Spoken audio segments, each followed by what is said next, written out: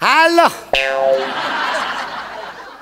हा wrong number आहे हो. मी संगीत चुडामणी पंडित पंढरीनाथ कांबळे बोलतोय हो. हा काय तुमची मेवणी पळून गेली? मग मी काय करू? शोधू तुझू नाही कोणाला? अरे तुमची मेवणी पळून गेली त्याला मी कशी शोधू? ठेव फोन नॉनसेन्स. नाही तर फोन मध्ये येऊन तिकडे येऊन मारेल. हळू एवढं कशाला चिडताय तुम्ही? कशाला चिडताय म्हणजे काय झालं? अरे दिवसात चौथा फोन आहे रे, चौथा फोन. आता ह्या माणसाची मेवणी पळून गेली तर मी कुठून शोधून आणू मला सांग? आणि मी पळवून नेले का रे याची मेवणी? हे सगळं हळू आणि शांतपणेही सांगता येऊ शकतं ना गुरुजी. एवढी चिडचिड करण्याची गरज नाहीये. तुम्ही अशी चिडचिड करता ना मग पुढे आपल्याला सगळं भारी पडतं. आता बघा तुमचा हा संगीत विद्यालयाचा क्लास, आपण दोघच विद्यार्थी कुठे आहेत? तुमच्या या चिडचिड्या स्वभावामुळे आपल्याकडे विद्यार्थी येत नाहीत अहो. आणि हल्ली शास्त्रीय गायन कोणी ऐकतच नाही, त्यामुळे शो मिळायचंही कमी झाले.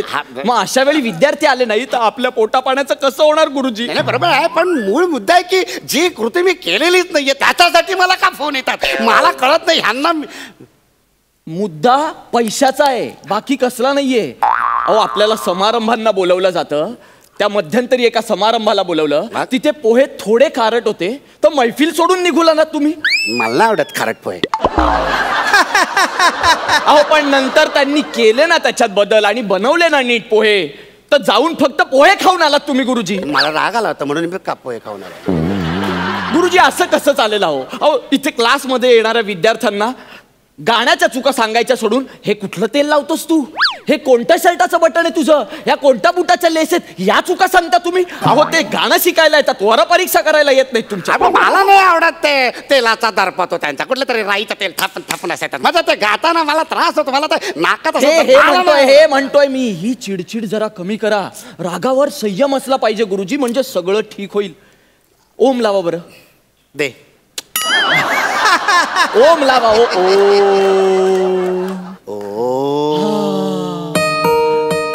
कोण बेल वाजवत आहे? कोण बेल वाजवत? आणि ही काय बेल आहे का? ठिंग ठॉंग अशी बेल असते? अरे बेल कशी पंचमातल्या कोकिळेसारखी कुहू कुहू अशी बेल असायला पाहिजे. उद्याच्या उद्या बेल बदलून टाकते. बेल बदलण्याचे पैसे उरलेत का आपल्याकडे? काहीच पैसे उरले नाहीयेत. आणि दरवेळी बाहेर येणारा पाहुणा हा पंचमातली कोकिळेच असेल असं नाहीये ना. बरं ठीक आहे, दार उघड दादा. उघडा तुम्हीच उघडा. चला सिनियर कोण आहे ज्युनियर कोण आहे कळतच नाही.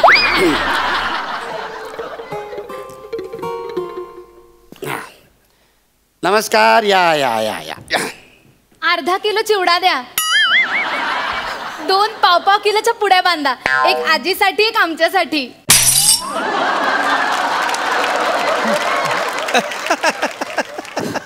मी चिवडावाला वाटतोय तुला?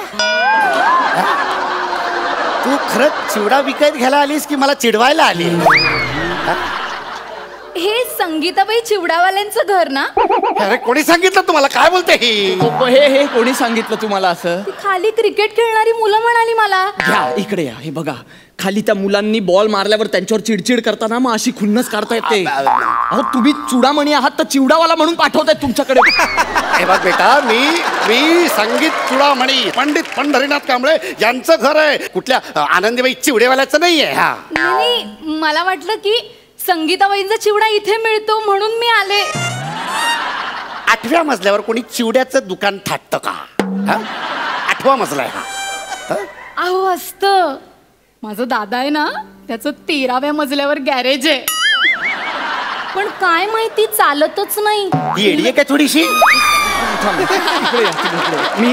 मी बोलतो, तुम्ही चिडू नका. हा मी बोलतो. हे बघ मुली, तू चिवडा विकत घ्यायला आलीस पण आमच्याकडे काही चिवडा नाही. तर चिवडाऐवजी तुला गाणं दिलं तर चालेल? गाणं? हा शी, मला नको असं फालतू गाणं. चिडू नका. मी बोलतोय ना. बाळा गाणं असं फालतू नसतं ना. आणि हे बघ मुली, हे बघ, तू चुकून का होईना पण खूप मोठ्या माणसाच्या घरी आली आहेस बरं का. हे कोण आहेत माहितीये तुला? संगीत चुडामणी पंडित पंढरीनाथ कांबळे, खूप मोठे गायक आहेत हे. आणि हे स्वतः तुला गाणं शिकवतील. अहो पण गाण्याचा आणि माझा काही संबंध नाहीये. अगं चालतं, स्किटचा आणि तुझा काही संबंध आहे का? पण करतेस ना. अरे पण ती स्वतःच्या तोंडाने सांगते तिचा काही संबंध नाही गाण्याचा म्हणून. तुम्ही स्वतःचं तोंड बंद ठेवा, मला बोलू द्या. मी बोलतो. हे बघ मुली, अगं गाणं शिकायलाच हवं. म्हणजे जवळजवळ कंपल्सरी येते आता, असं समज. काय? अगं गाण्यामुळे काय होतं, मन प्रसन्न राहतं. अंगी एखादी कला असावी अगं. हा, आणि 4 चौघात तुला गाता येईल उद्या. म्हणजे घरी गायलीस पालक खुश, शाळेत गायलीस किंवा कॉलेजमध्ये गायलीस तर प्राध्यापक खुश, आणि पिकनिकला गायलीस तर मुलं खुश. मी हिला पिकनिकचं गाणं शिकवू? पिकनिकचं गाणं हे हिला शिकवू? ते वहिनीच्या वट्ट्यावर चप्पल कुणाच्या हे असली थोर गाणी पिकनिकची शिकवला ना. तिला तिच्या पद्धतीने समजावावं लागणार आहे गुरुजी. अहो पहिले तिला आवडणारं वहिनीच्या वाट्यावर चप्पल हे छछोर गाणं शिकवा, मग तुमची छछोर गाणी शिकवा, तुमची गाणी शिकवा. माझं म्हणणं नाहीये, पण आधी तिला शिकू तरी द्या. हा, तुम्ही थांब. बोल पोळी, तू आहेस तयार? हा चालेल. चालेल. चिवड्यासाठी आणलेले 70 रुपयात पाव किलो गाणं शिकवा. बेटा तालमणी, तू हिला खाली घेऊन जा आणि प्रसाद चिवडेवाल्याकडनं चिवडा घेऊन दे. आणि हे मी अजिबात रागाने बोलत नाही, ताबडतोब घेऊन जा हिला. तुम्ही बसा 2 मिनिट बसा. तुम्ही बसा 2 मिनिट. नाही गुरुजी, इथे प्रश्न 70 रुपयांचा नाही हो. पुढचा विचार करा ना. हा, आत्ता हिला गाण्याची गोडी लागली तर ही आपला क्लास लावेल, हिला आपल्याला आपली फी सांगता येईल. मग ही बाहेर जाईल पिकनिकला, तिथे मित्रमैत्रिणींमध्ये गाणं गाईल. मग सगळ्यांना वाटेल अरे बापरे, या बेसुरीची बासुरी कशी झाली. मग आपल्या क्लासच्या बाहेर रांगा लागतील. मग एक सूर 7-7 हजाराला शिकवू आपण. मग पैसे असतील, तुम्ही खुश, मी खुश, बाहेर हवी ती बेल लावता येईल. सगळं होईल. हा, शिकवतो. चला मुली, आमचे गुरुजी तयार आहेत तुला शिकवायला. अहो पण मी इथे चिवडा घ्यायला आलीये. अरे यार, ती चिवडा घ्यायला आली आहे यार.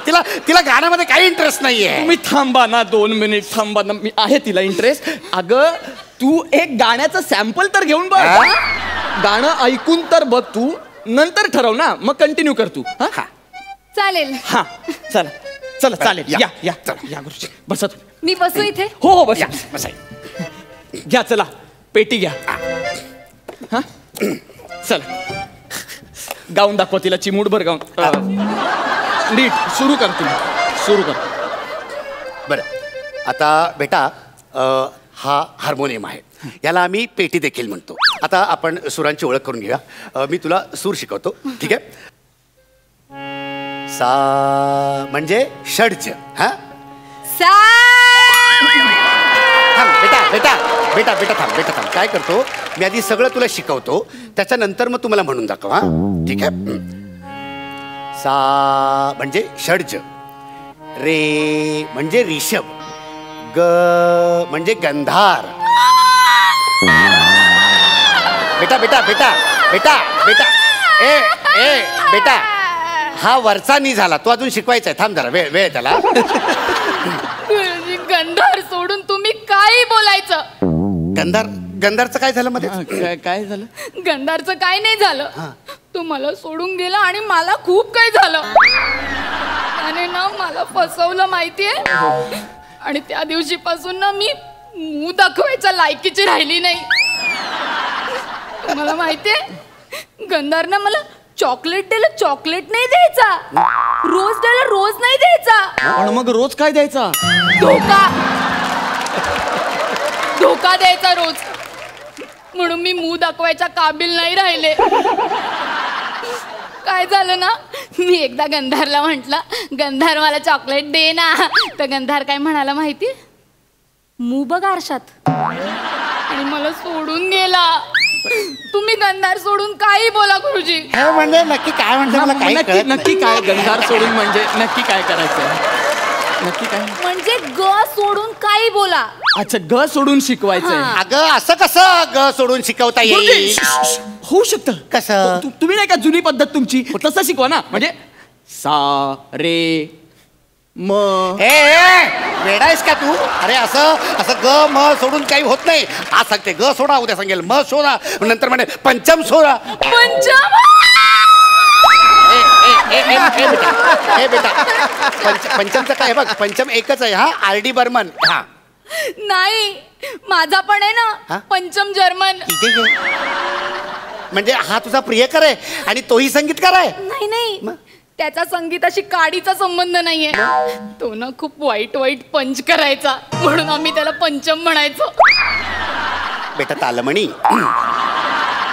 एक काम कर, आपल्याकडचे 70 रुपये हिला दे आणि तिला इज्जतीत खाली सोडून येता. गुरुजी ऐका ना, तुम्ही थोडं समजून घ्या ना. तिला नाही अजून सुरांची जाण, पण होईल ना. आणि तुमच्याकडे शिकल्याशिवाय होईल का तिला? अहो तुम्ही कोणाकोणाला शिकवलंय गुरुजी? कोणाकोणाला? गुरुजी अहो कोण राहिला आता? सोनू म्हणू नका, अलका म्हणू नका. हो नाही काढीलच माहिती. अलका. अच्छा, अलका कोबल. हा मी काय म्हणतो, सूर वगैरे शिकवूच नका, डायरेक्ट गाणं गाऊन दाखवा. डायरेक्ट गाणं? हा, म्हणजे काय होईल, तिला गाण्याची गोडी कळेल आणि गाण्याची ओढी लागेल, ओढ लागेल. डायरेक्ट गाणं. स्वरगंगेच्या काठावरती वचन दिले तू मला. ग नाही गुरुजी, ग नाही, ग नाही, ग नको. अरे मग काय स्वररंभेच्या गाऊ का? ग नको तर. हो दुसरं गा एखादं दुसरं गा. चल आहे दुसरं गाणं आहे. रम्य ही स्वर्गाहून लंका, रम्य ही वर्गात ग आहे. ग नको ना गुरुजी, ग नको. अरे मग काय रम्य ही नरकाहून लंका गाऊ का? ग नको हिला म्हणून. अहो दुसरं गाणं एखादं दुसरं. अरे ही सगळी माझ्या गुरूंनी शिकवलेली मला गाणी आहेत रे, आणि दर गुरुपौर्णिमेला ही गाणी मी गात असतो. पण आज गुरुपौर्णिमा नाहीये, आणि तुम्ही ग आणि प नसलेलीच गाणी गा गुरुजी. बेटा ग आणि प ही नुसती अक्षरं नाहीयेत, ते सूर आहेत, आणि या सगळ्या सप्त सुरांमध्ये संगीत विश्व सामावलेलं आहे, कळलं का? तुम्ही रागावू नका ना गुरुजी, जरा थांबा ना. मी काय म्हणतो, तुम्ही हे गाणं गा. या रावजी तुम्ही बसा भाऊजी, कशी मी राखू तुमची महरजी, बसा भाऊजी. हे गाणं का गायचं मी? अहो याच्यात ग आणि प नाहीये, सूट होईल. करेक्ट, हेच गाणं गाऊया आपण, यात ग आणि प नाहीये. अरे संगीत चुडामणी, काय काय करायला लागतंय तुम्हाला. चला. वळख जुनी तुमची धरून मनी. आला का बाण आला? तुम्ही लक्ष देऊ नका, गात्र आवडतोय, चिवडा आवडतोय. गाणं गाणं आवडतं, गाणं आवडतं, गाणं. काय करू सांगा मी कहरजी. घुसला का बाण? काय बोलते ही, काय करते? लक्ष देऊ नका ना. काय करते, काय चाललंयचं हे बघ. बेटा एक मिनिट बेटा, हे बघ गुरुजी, गाणं आहे ना, गाणं इतकं सोपं नसतं. ही कला अवगत करण्यासाठी खूप कष्ट करावे लागतात. म्हणजे म काढा ग काढा असं होत नसतं. हे बघ मी तुला सांगतो, हे जे 7 सूर आहेत ना, ते आत्मसात करण्यासाठी भल्या भल्यांच्या 7 पिढ्या देखील गेल्या. आपले गप्पा बाईस तू, गप्पा बाईस. मला माहित आहे ही कला अवगत करणं थोडंसं कठीण आहे, पण म्हणून मला तेही कळतं की तू इथे चिवडा विकत घ्यायला आली होतीस. पण तरी पण जर कला तुला अवगत करता येत नसेल तर कलेचा अपमान तरी करू नकोस. अगं पु ल देशपांडेने सांगितलं होतं की पोटा पाण्याचा धंदा तुम्हाला जगवेल, पण कला तुम्हाला का जगायचं हे शिकवेल. आणि या गाण्यात सुद्धा सरगम होते, हे सगळे सूर होते. म्हणजे निसा सा रे ग रेसा निसा रेसा, कळलं? हा सॉरी गुरुजी, माझं चुकलं. मला पटलंय आता, आणि मी तुमच्याकडून गाणं नक्की शिकेन आणि माझ्या मित्रमैत्रिणींना पण घेऊन येईन. पाहिलं तालमणी, एखादी गोष्ट जर अशी समजून द्यायची असेल, पटवून द्यायची असेल, तर कधी कधी गुरूंना असं परखडपणे बोलावं लागतं. आणि जो शिष्य गुरूंची ही भाषा सहन करतो तोच खरा शिष्य. बेटा मी आजच तुला या ठिकाणी गंडा बांधतो. प्लीज गुरुजी, आधीच मला खूप लोकांनी गंडवलंय, आता तुम्ही गंडवू नका. निघ इकडनं. हिच्याकडचे 70 रुपये घे पहिले. निघ.